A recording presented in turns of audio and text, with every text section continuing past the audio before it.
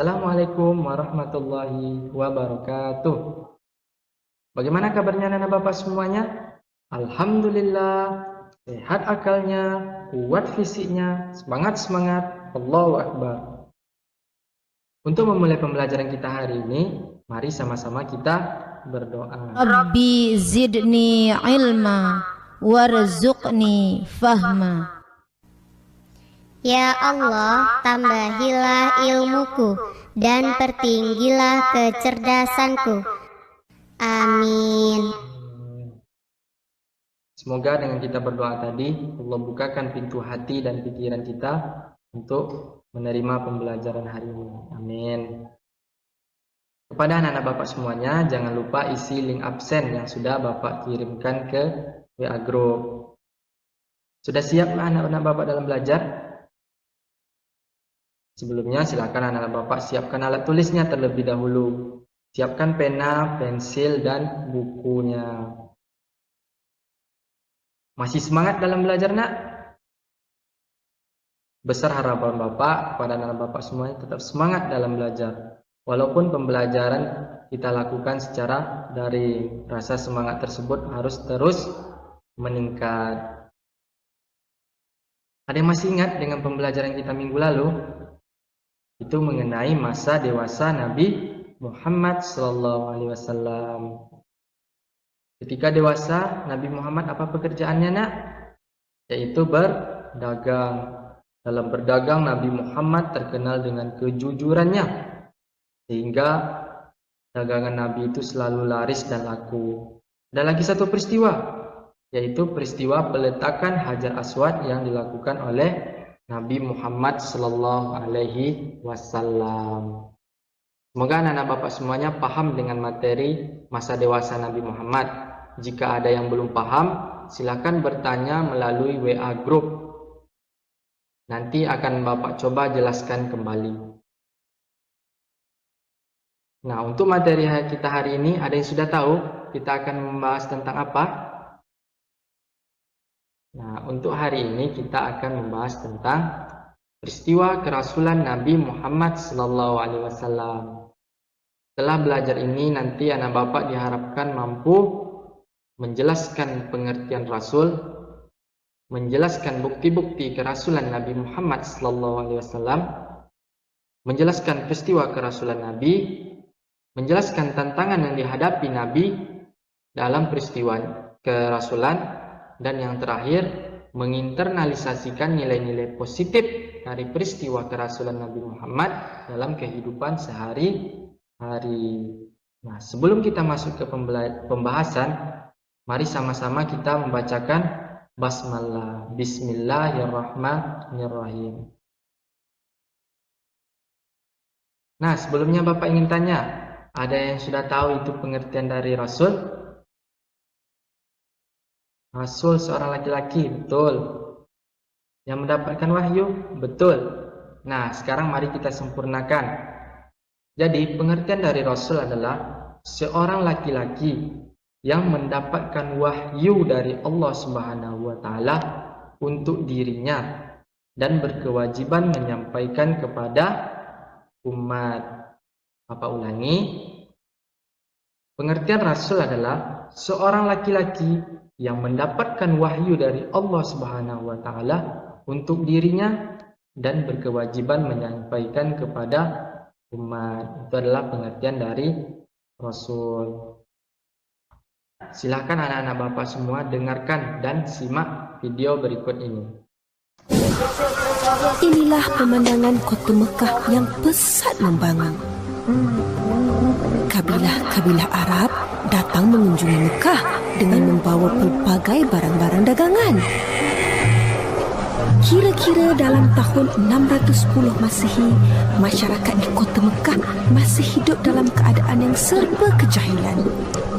Mereka memuja lebih 360 buah berhala yang terdiri dari pelbagai bentuk dan rupa yang diletakkan di dalam Kaabah. Nabi Muhammad SAW pula sering mengasingkan dirinya untuk beribadat dan bertafakur di dalam Gua Hira di atas bukit yang bernama Jabal Nur yang terletak kira-kira 6 km di sebelah timur kota Mekah. Ketika Nabi Muhammad SAW memasuki usia baginda yang ke-40 tahun, atau dengan lebih tepat lagi pada malam tanggal 17 Ramadan dalam tahun ke-41 tahun Gajah, sesuatu yang menakjubkan telah berlaku kepada baginda. Nabi Muhammad SAW telah dikunjungi oleh malaikat Jibril yang muncul dengan menampakkan dirinya dalam keadaan rupa yang sebenar. Sudah tentu baginda Nabi Muhammad SAW takut kerana inilah kali pertama baginda bertemu dengan malaikat Jibril. Malaikat Jibril berkata kepada Nabi Muhammad SAW, "Iqra", iaitu bacalah. Nabi Muhammad SAW hanya dapat menjawab, "Ma'anna bil qari", iaitu saya tidak dapat membaca. Malaikat Jibril tidak mengendahkan jawapan Nabi Muhammad itu.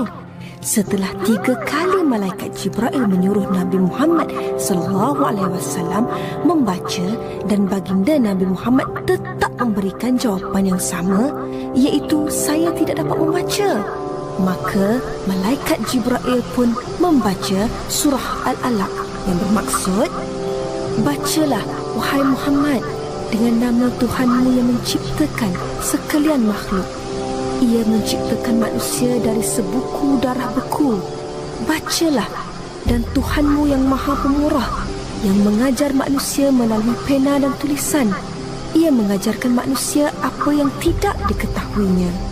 5 ayat pertama daripada surah Al-Alaq itulah merupakan wahyu pertama yang diturunkan Allah Subhanahu wa taala kepada Nabi Muhammad sallallahu alaihi wasallam dengan perantaranya malaikat Jibril. Setelah mendengarkan video tadi, apakah ada dari anak-anak Bapak yang ingin bertanya? Jika ada, silakan bertanya melalui WA Group. Kita cek WA Group kita.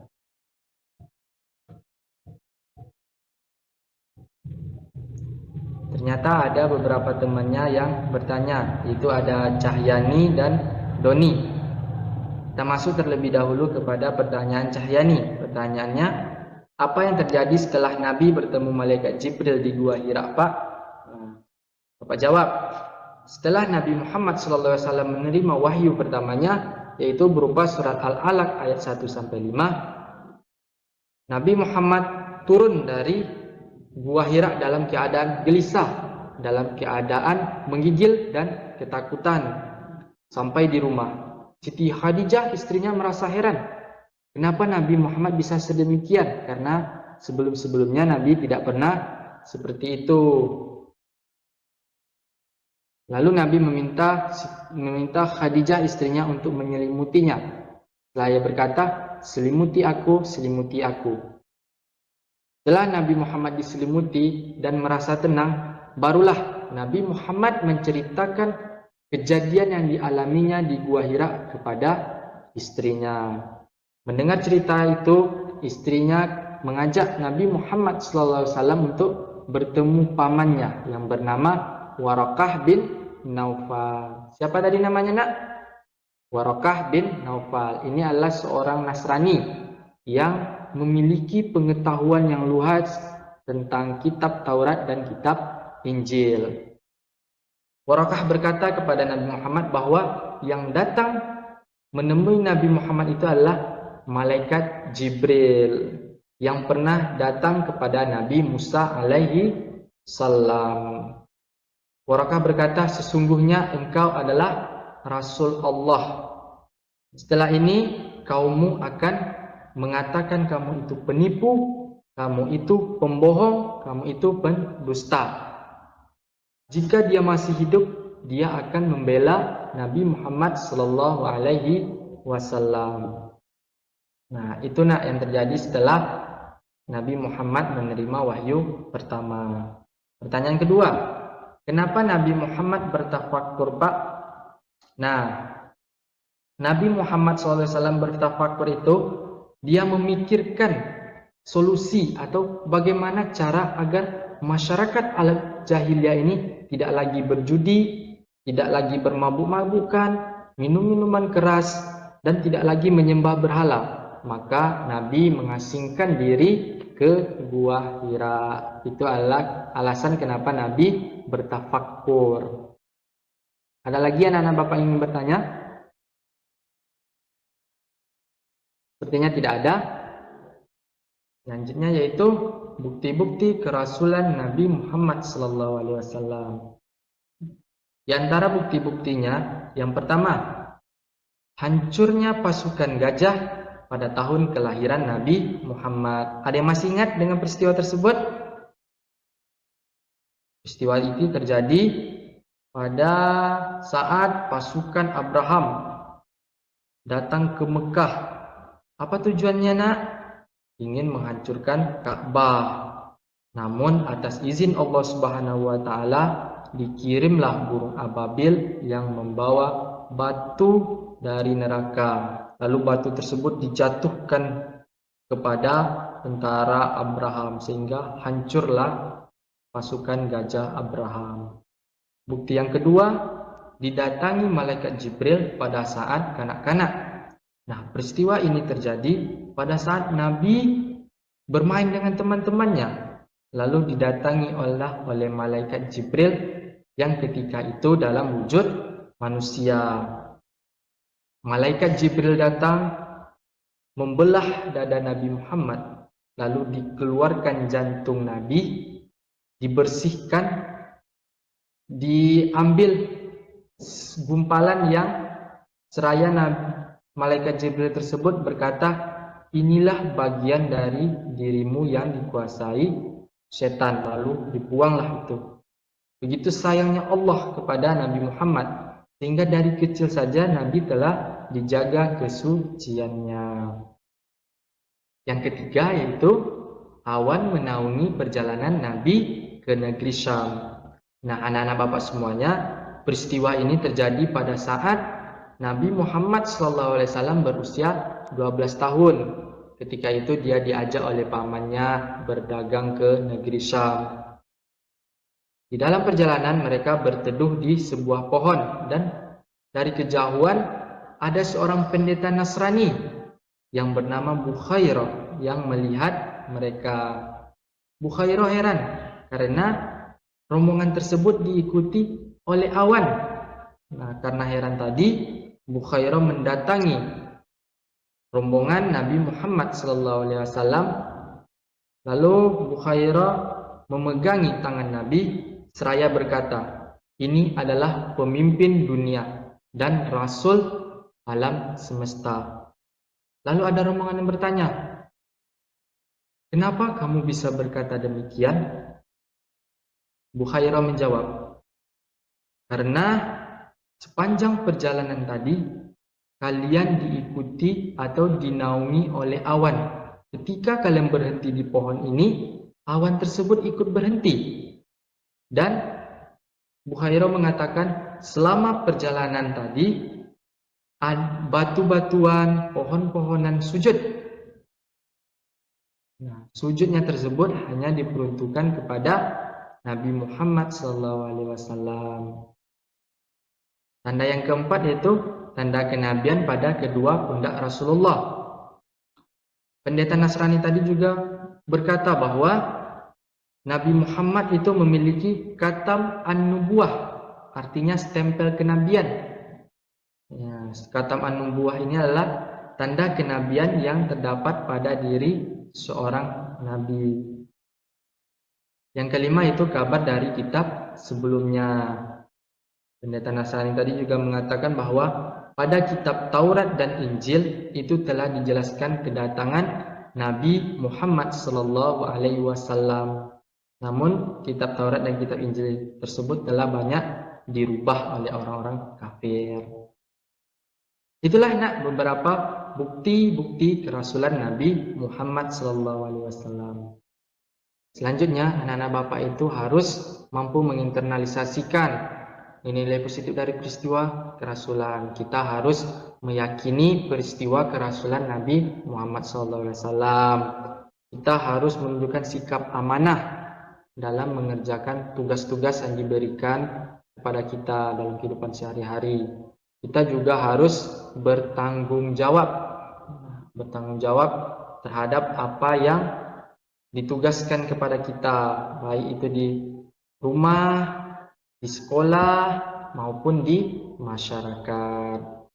Nah, untuk pembelajaran hari ini cukup sampai di sini. Mari sama-sama kita simpulkan pembelajaran kita hari ini. Yang pertama tadi pengertian dari Rasul. Rasul adalah seorang laki-laki yang mendapatkan wahyu dari Allah Subhanahu wa taala untuk dirinya dan berkewajiban menyampaikan kepada umat. Bukti-bukti kerasulan Nabi, ada pasukan gajah yang hancur pada tahun kelahiran Nabi. Ketika kecil Nabi didatangi oleh malaikat Jibril. Dalam perjalanan ke Syam, Nabi dinaungi oleh awan. Ada lagi yang terdapat pada kedua pundak Nabi, itu tanda kenabian. Yang terakhir yaitu berita dari kitab-kitab sebelumnya. Itu adalah bukti-bukti peristiwa kerasulan Nabi Muhammad SAW. Nah, pada peristiwa kerasulan Nabi Muhammad menerima wahyu pertamanya itu surat Al-Alaq ayat 1-5 di Gua Hira pada saat Nabi berusia 40 tahun, bertepatan pada tanggal 17 Ramadan. Sehingga pada tanggal 17 Ramadan kita sering mengadakan Nuzulul Quran atau hari turunnya Al-Quran. Nah, itulah kesimpulan pembelajaran kita hari ini. Untuk selanjutnya, silahkan anak-anak Bapak keluarkan kertas 1 lembar, bikin nama, nanti dan silahkan jawab pertanyaan dari Bapak. Yang pertama, ini langsung dijawab ya nak. Setelah selesai, silahkan langsung dikirim ke WA grup kita. Yang pertama, Nabi Muhammad bertafakur di A. Rumah, B. Masjid, C. Gua Hira. Pertanyaan kedua, wahyu yang pertama kali turun adalah A. Surat Al-Alaq ayat 1-5, B. Surat Al-Falaq ayat 1-5, C. Surat Al-Baqarah ayat 1-5. Pertanyaan terakhir, ceritakan kembali peristiwa kerasulan Nabi Muhammad SAW dengan benar. Terima kasih kepada anak-anak Bapak yang sudah mengirimkan jawabannya ke WA Group. Nanti Bapak akan coba cek. Nah, untuk anak-anak Bapak semuanya, silahkan pelajari kembali materi ini di rumah. Dan persiapkan diri anak Bapak untuk materi selanjutnya. Bapak rasa untuk pembelajaran hari ini cukup sampai di sini. Mari sama-sama kita berdoa terlebih dahulu. Allahumma arinal haqqa haqqan warzuqna ittiba'ah wa arinal batila batilan warzuqna ijtinabah.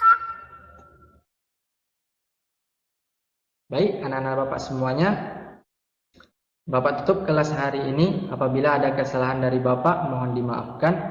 Wabillahi taufiq wal hidayah. Assalamualaikum warahmatullahi wabarakatuh.